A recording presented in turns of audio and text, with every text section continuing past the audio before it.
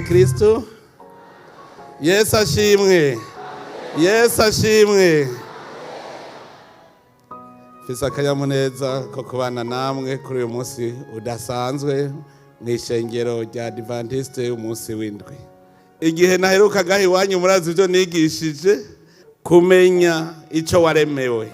Kubera iki none yakuremye uri umuntu afise ubwenge,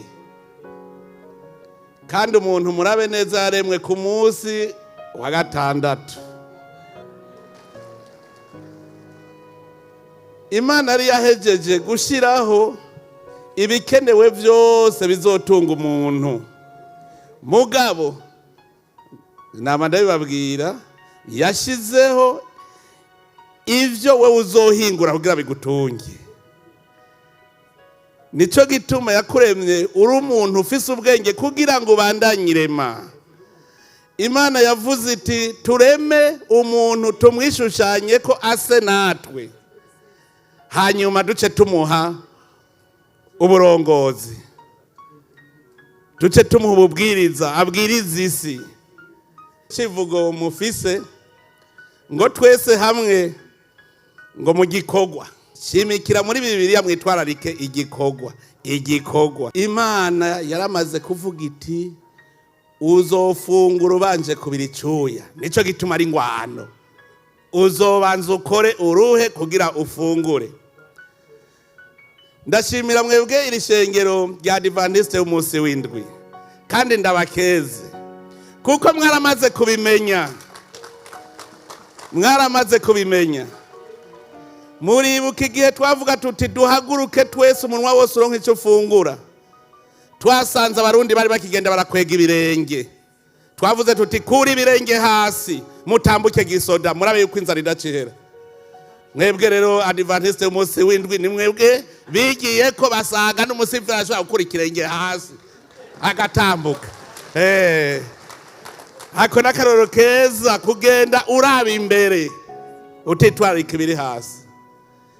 Dutegerezwa rero kurondera ibidutunga, ivyo dufungura. None ko Imana yavuze ngo urime, ikindi ucukurikiza n'igiki? Iryo tegeko rikurikiye ryo kurima, urimisha iki? Iyo uvuze uti gaje kurima ucurondera ndimisha iki? Si isuka. None isuka ivahe? Mu butare. Imana ntiyaduhaye ubutare, ariko tuburaba ukunyene n'amaso aho kubucura ngo dukuremwe amasuka.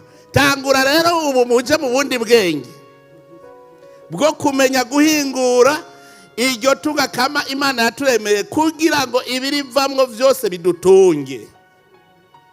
Kumenya guhingura. Ndashimiye cyane ishengero rya Adventiste kuko ririmwe muri uwo mugambi wo kwigisha kugira turonke ubuhinga bwo guhingura. Umuntu yiga adashobora guhingura ntaba yize. Imana yaturemye n'imwe, nico gituma ari ukwama duharanira ubumwe. Ndanezerewe kuno munsi mu kwija imyaka 100 mwasubiye mu bumwe. Birahimbaye kubona uno munsi ishengero Adventiste ryo ku munsi w'indwi mwese muri mu bumwe. Umwe arakeneye ingabirano y'uwundi, uwundi arakeneye ingabirano y'uwundi. Dushire hamwe izo ngabirano twese dufise. Abafise ingabirano yo kwigisha ijambo ry'Imana bari twigishe kugira ngo dutahure ico twaremewe n'ico dutegerezwa gukora.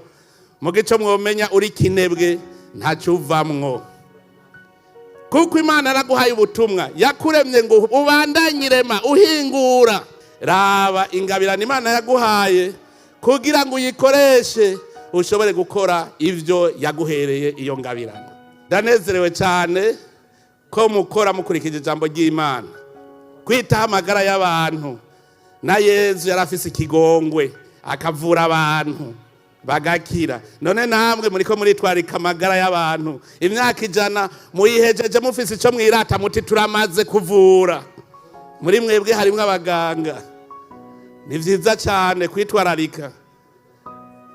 Mwitwararike kandi yuko iki gihugu c'Imana umwe wese agifise kuruhara.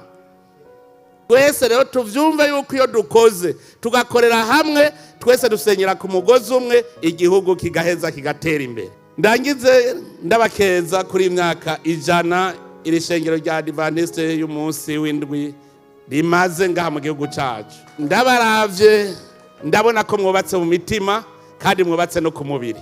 Mu myaka ijana ndabaravye murimwo ivyamwa. None rero murazi ico twita inararibonye. Inararibonye niyo iguma ibona nibikurikira.